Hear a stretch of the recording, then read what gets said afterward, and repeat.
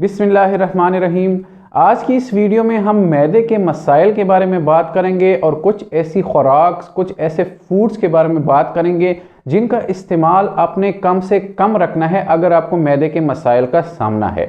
अल्लाह ताला ने एक नेचुरल सिस्टम बनाया है। जब हम खाना खाते हैं तो हमारा खाना हमारे खुराक की नाली, जिसे हम एसोफेगस कहते हैं, उसके ज़रिए हमारे स्टमक में जाता है।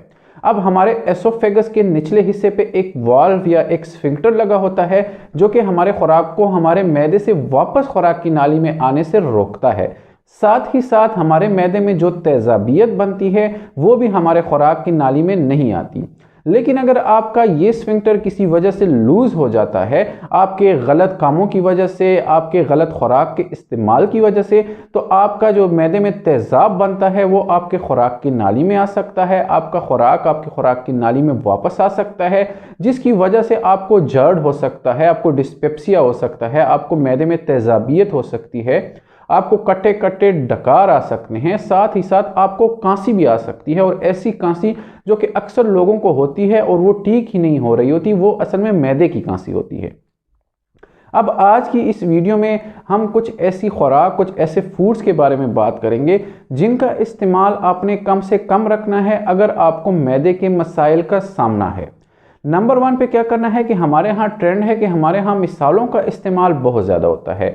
हम अपने खुराक में सुरख मिर्च भी इस्तेमाल कर रहे होते हैं, सब्ज़ मिर्च भी इस्तेमाल कर रहे होते हैं, काली मिर्चों का भी इस्तेमाल कर रहे होते हैं, जो कि एक ख़तरनाक अमल है। इसकी वजह से हमारे मैदे में एक तो ज़ख़म बनता है, तेज़ाब बनता है, और हम क्या होते हैं कि हम मैदे के मसाइल में मुब्तला हो जाते हैं।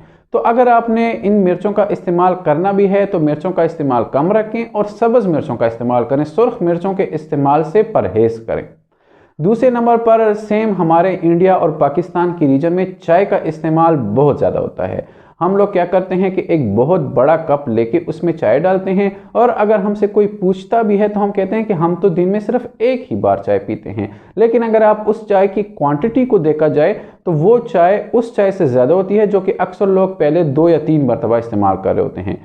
सेम केस कॉफ़ी के साथ है। कॉफ़ी और चाय दोनों आपके मैदे की तेजाबियत को बढ़ाती है। आपके मैदे में ज़ख़म अगर पहले से मौजूद है तो उसको और बढ़ा देते हैं।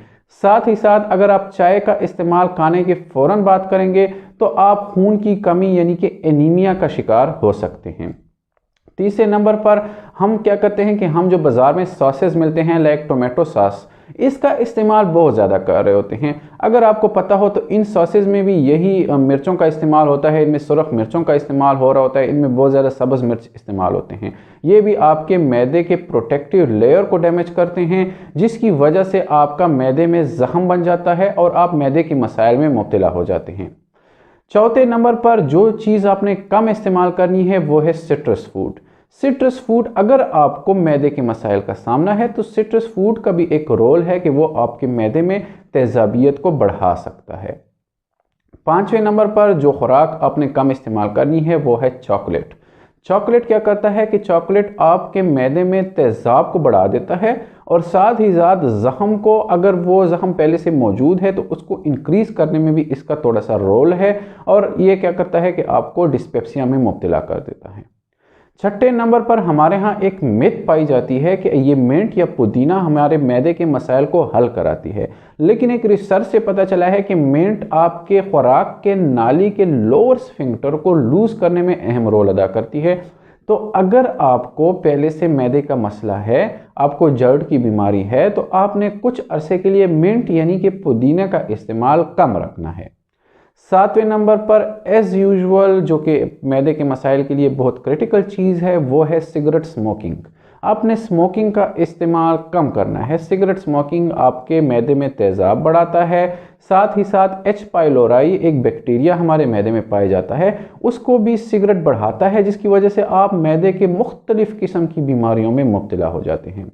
ये कुछ खुराक हैं, कुछ फूड्स हैं जिनको आपने अवॉइड करना है अगर आपको मैदे के मसले हैं, आपको डिस्पेप्सिया है, आपको जर्ड है। इससे पहले की वीडियो में मैंने आपको कुछ तरीके, कुछ टिप्स दिए थे कि आपने मैदे के मसाइल से बचना किस तरह है। शुक्रिया।